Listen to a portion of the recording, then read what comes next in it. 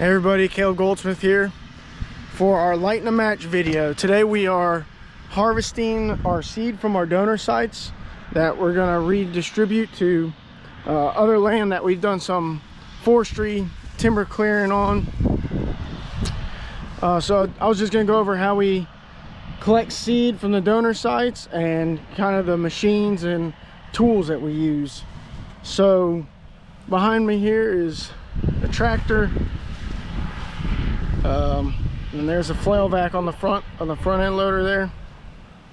So essentially what this thing is a big street sweeper, pretty much. You can see he's got these bristles so you can put your fingers through them. But this thing will spin just like that, you know, really fast. And when those bristles come up through, here's some wiregrass. When those bristles come up through this wiregrass, they'll just and strip the seed off. So kind of like that. That was bluestem there. But we just take that thing, turn it on, that head rotates, and then we just kind of run it right over the top of these seed heads. And when it goes over top of it, voila, it collects all seed. It puts it in the back of this hopper right here. That's normally filled up with seed, but I just emptied it in the dump trailer there. But you can see some of the remnants, the seed there, and then you look up there, that little slot right there is where the seed comes through from where the head spins. So all that stuff is powered by some hydraulic pump that goes back here. It runs off the PTO, so you can see the pump there. We have it ratchet strapped on. Very sophisticated invention for holding that pump on.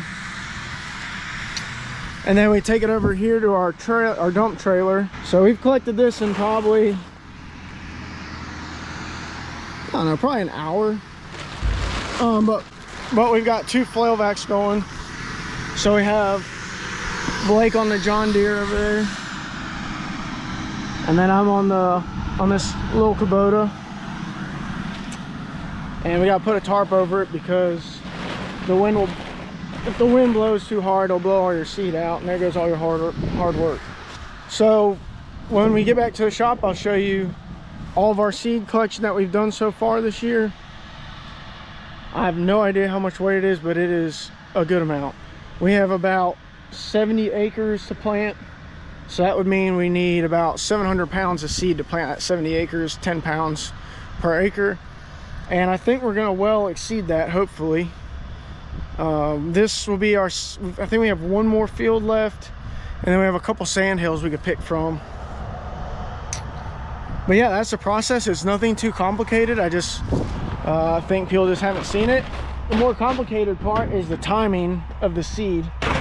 So, you know, this, like lopsided Indian grass, will hold on for just like a few weeks and it'll drop its seed really quickly. So you know, the timing of that, when it's, you know, dry, the seed is dry and ready to pick, you got to get it when it's ready.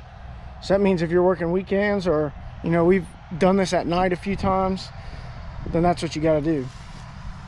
Now the wiregrass will hold on a little bit longer, and it's a little bit, I won't say it's easier, but I feel like the time frame on collecting it's a little longer than lopsided Indian grass and a bluestem. Although I will say bluestem holds on pretty good. So you can see this is all this seed here is ready to go. If I just rake that over with my hand, I can get a whole bunch of it.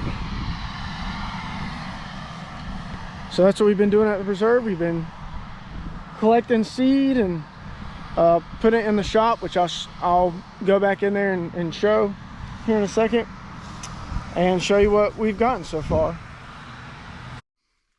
All right, we are back at the shop after doing our picking this evening. I'll just show you the pile that we've got of seed. So here it is. It's about 700 pounds or so of seed. We got it mixed up. It's bluestem, wiregrass, blazing star, lopsided Indian grass, and a few other species that are in there, but you know, don't make up a great proportion of the mix. So you can see that we've just started to bag it.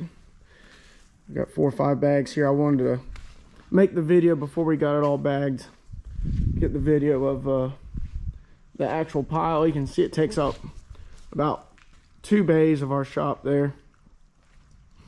So we got everything prepped, just got to put it in the bags and get that stuff out there in the grasslander and get it put in the ground.